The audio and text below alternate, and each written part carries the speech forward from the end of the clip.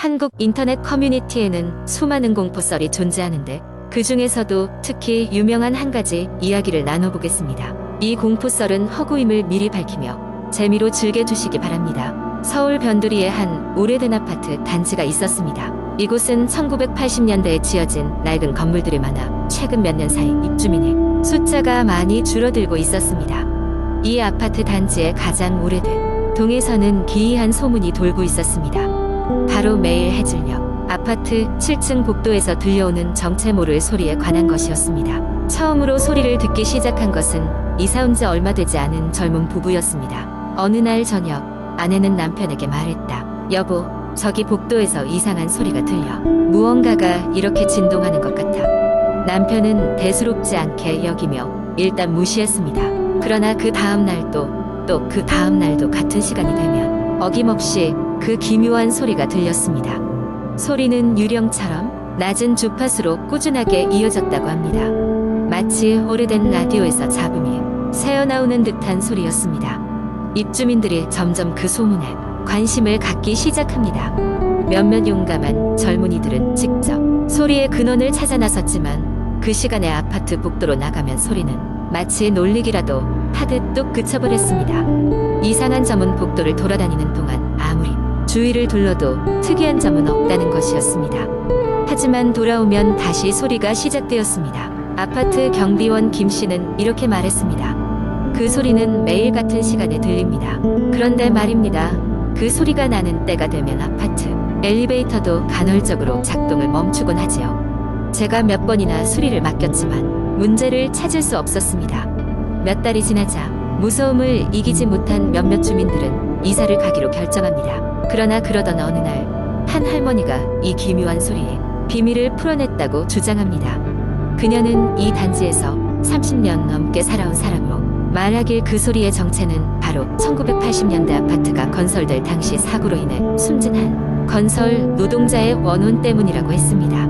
그의 사망 후 아파트는 정상적으로 완공되었지만 이후의 질년마다 그 소리가 들리기 시작했다고 합니다. 어떤 사람들은 이 이야기를 미신 혹은 거짓말이라고 치부했지만 할머니의 말에는 묘한 설득력이 있었습니다. 그녀는 그날 이후 모든 주민에게 한 가지씩 묵주를 나누어 주었고 이른 저녁에는 익숙한 소리를 없애기 위해 기도를 올렸습니다. 결국 일련의 사건들은 오랜 시간이 지나면서 점점 잊혀져 갔습니다. 그러나 여전히 아파트 단지에서는 가끔씩 그 소리에 관한 이야기가 속삭여졌고 과거의 기억은 언제 다시 고개를 들지 모른다는 생각에 사로잡혔습니다. 새롭게 이사온 사람들 중 몇몇은 해질녘에 들려오는 기묘한 소리를 들었다는 증언을 남기기도 했습니다. 기묘한 소리는 아파트 단지의 전설로 남 아파트를 떠난 사람들과 남은 사람들 모두에게 두려움과 호기심의 대상이 되었습니다. 그리고 오늘도 해가 지고 복도 어딘가에서 그 소리가 다시 들려오기 시작했습니다. 두 번째 이야기. 몇 년 전 민수라는 청년은 서울 외곽의 작은 고시원에 살고 있었다. 그는 회사와의 거리도 가깝고 경제적으로 부담이 적다는 이유로 이곳에 머물렀다. 고시원의 방은 아주 작은 크기의 창문도 없었지만 민수는 그리 불편함을 느끼지 않았다. 무엇보다 그는 밤 늦게까지 일하는 경우가 많아서 방에 있는 시간이 얼마 되지 않았기 때문이다. 그러던 어느 날 밤 민수는 열심히 일을 마치고 늦은 시각에 고시원으로 돌아왔다. 건물의 불이 거의 꺼진 것을 보고 그는 연신하품을 하며 엘리베이터를 타고 자신의 방으로 올라갔다. 엘리베이터 문이 열리고 비좁은 복도를 걸어가던 중 민수는 뭔가 이상한 느낌을 받았다. 벽 한쪽에 작은 그림자가 얼핏 스쳐 지나간 것 같았다. 순간 머릿속에 스산한 기운이 감돌았지만 피곤함에 인사를 탓하며 대수롭지 않게 여겼다. 그러나 그날 이후 이상한 일들이 하나 둘씩 그에게 다가왔다. 매일 새벽이면 웅성거리는 소리가 문 밖에서 들리곤 했는데 문을 열어보면 복도는 늘 적막했다. 마치 누군가 가만히 민수를 관찰하고 있는 느낌이었다. 처음에는 누군가 이곳에서 장난을 치는 것이려니 했으나 시간이 지날수록 그 빈도는 점점 늘어났다. 어느 날은 방 안에서 발자국 소리가 들릴 정도로 분명하게 느껴졌다. 민수는 혹시 버릇처럼 소리를 낸 개 아닌가 싶어 스스로를 의심했으나 그 소리가 자신의 것이 아님을 곧 깨달았다. 불안감이 스며든 민수는 복도에 있는 CCTV를 확인하기로 했다. 관리실에 요청하자 관리자는 그동안 아무 일도 없었다며 의아해했다. 하지만 민수의 끈질긴 요청에 함께 CCTV 영상을 그날 밤 살펴보았다. 영상을 보고 나서 민수는 경악을 금치 못했다. 복도에 있는 민수의 방문 앞에서 새벽마다 누군가가 서성이다가 서서히 사라지는 장면이 포착되었기 때문이다. 더 소름 돋는 것은 그 모습이 사람의 형체가 아니라 마치 희미한 안개 같은 형상이었다는 것이다. 영상 속에서 그 형체는 방문을 들여다보기도 했고 때로는 천장을 응시하기도 했다. 관리자 역시 상황의 심각성을 깨닫고 곧바로 경찰에 신고했다. 경찰은 주변 지역을 수색하고 과거 이고시원에서 발생한 사건들을 조사했다. 그 과정에서 밝혀진 사실은 충격적이었다. 몇 년 전 민수가 살고 있는 방에서 한 청년이 극단적인 선택을 했다는 것이었다. 그 후로 다른 거주자들이 이상한 소리를 듣거나 꿈에서 수상한 형체를 봤다는 보고가 이어져 왔던 것이다. 이후 민수는 짐을 싸서 서둘러 고시원을 떠났다. 그가 이사한 후 고시원은 점점 사람의 발길이 끊겼고 결국 폐쇄되어 방치된 건물로 남게 되었다. 주변 사람들은 아직도 그 건물 앞을 지날 때마다 알 수 없는 한기를 느끼곤 한다고 전한다. 민수는 그 후로 서울을 떠나 다른 곳에서 새로운 삶을 시작했지만 그 경험은 쉽사리 잊히지 않았다. 그의 마음 한구석에는 늙은 알의 그림자가 어른거렸다. 세 번째 이야기. 인터넷을 떠도는 수많은 공포 이야기 중 하나는 하얀 여인과의 조우라는 제목으로 불리는 이야기입니다. 이 이야기는 한국의 한 작은 시골 마을에서 시작됩니다.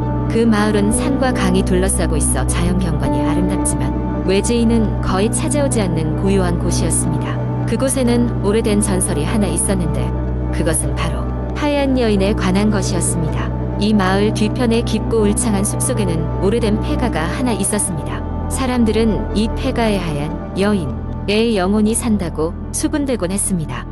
그녀는 순백의 한복을 입고 하얀 달빛 아래서 슬픔에 잠긴 모습으로 나타난다고 했습니다.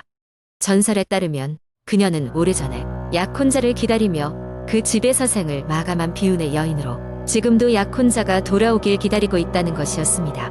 그리고 어느 날 이 전설을 무시한 채 도시에서 온 한 젊은 대학생이 사진을 찍기 위해 이 숲을 방문했습니다. 그는 폐가의 사진을 찍고 전설을 소재로 한 이야기를 친구들에게 들려줄 생각이었습니다.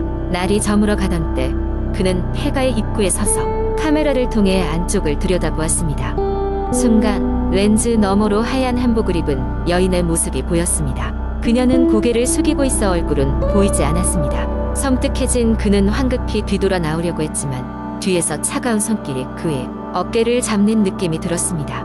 놀라 뒤를 돌아보았으나 아무것도 보이지 않았습니다. 심장이 쿵쾅거리며 서둘러 그곳을 빠져나온 그는 마을로 돌아와 그날 있었던 일을 마을 사람들에게 이야기했습니다. 그러나 마을 사람들은 그를 믿지 않았고 오히려 그를 비웃었습니다. 그 전설은 그저 헛소문에 불과하다고 생각했기 때문입니다. 하지만 그날 이후로 이상한 일이 벌어지기 시작했습니다. 그가 촬영한 모든 사진에는 이상한 그림자가 드리워져 있었고 한 사진에서는 확실히 하얀 한복을 입은 여인의 희미한 모습이 보였습니다. 더구나 그는 밤마다 알 수 없는 울음소리와 문 두드리는 소리에 시달리게 되었습니다. 결국 그는 괴로움을 견디지 못해 다시 마을을 찾았고 이번에는 마을의 나이 많은 할아버지를 만났습니다. 할아버지는 그 이야기의 진실을 알고 있었습니다. 하얀 여인은 실제로 존재했던 사람이었으며 그녀의 영혼은 아직도 그 폐가에서 벗어나지 못하고 있다는 것이었습니다.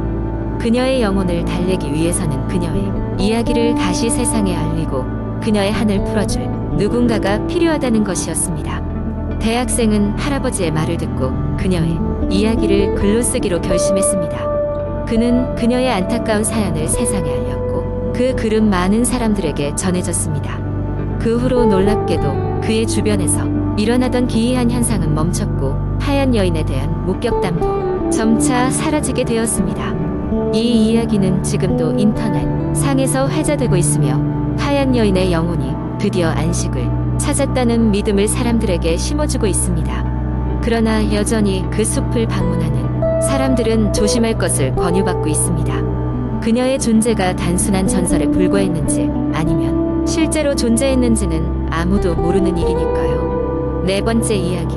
서울의 어느 평범한 아파트 단지. 김민준 씨는 나름대로 조용하고 평화로운 삶을 살고 있었다. 그의 일상은 아침에 일어나 출근하고 저녁에 돌아와 간단히 집안일을 한 후 휴식을 취하는 그야말로 소소한 일상의 연속이었다. 그런데 어느 날 그의 삶에 알 수 없는 불안감이 스며들기 시작했다. 그날은 유난히 피곤했던 하루였다. 밤늦게 퇴근한 민준 씨는 곧바로 침대에 누웠다. 그런데 잠이 들려는 순간 방 안의 공기가 갑자기 차가워짐을 느꼈다. 무심코 창문을 확인해 보았지만 창문은 굳게 닫혀 있었다. 그때 이상한 소리가 들렸다. 아무리 유심히 들어도 도저히 그 정체를 알 수 없는 낮은 속삭임이었다. 자정이 넘은 시각, 잠결인지 현실인지 모를 찝찝한 느낌을 떨쳐내려 쓰던 그는 결국 깊은 잠에 빠졌다. 그 후부터 매일 밤 비슷한 시간이 되면 속삭임이 들려왔다. 처음엔 귀가 잘못된 것이라 생각했지만 시간이 흐를수록 그 소리는 점점 뚜렷해졌다. 그는 이 기이한 현상의 이유를 알고 싶었다. 어느 날 그는 무심코 자정 즈음의 소리를 녹음하기로 결심했다. 녹음기를 침대 머리맡에 두고 잠에 든 그는 다음 날 아침 두근거리는 마음으로 녹음을 재생해 보았다. 예상대로 귀에 익은 속삭임이 들려왔다. 그런데 그 소리는 한 가지 반복된 말을 하고 있었다. 나가, 나가. 예사롭지 않은 느낌에 온몸에 소름이 돋았다. 그는 그 길로 직장에 결근하고 이 기묘한 소리에 대해 알아보기로 했다. 아파트 관리실을 찾아간 민준 씨는 놀라운 이야기를 듣게 되었다. 그의 바로 윗집에서 몇 년 전 한 가족이 살았었다. 그들은 소위 말하는 행복한 가족처럼 보였으나 어느 날 이유 모를 화재 사고로 모두 목숨을 잃고 말았다. 다만 이상한 것은 조사 결과 화재의 원인은 외부 침입이 아니라 집 안에서 자연스럽게 발생한 불이었다는 것이다. 그래서 더욱 미스터리하게 여겨졌다고. 민준 씨는 무언가 초자연적인 것이 현재 그를 주시하고 있다는 생각에 휩싸였다. 그는 얼마 뒤 시간이 된다면 이사를 가겠다고 결심했다.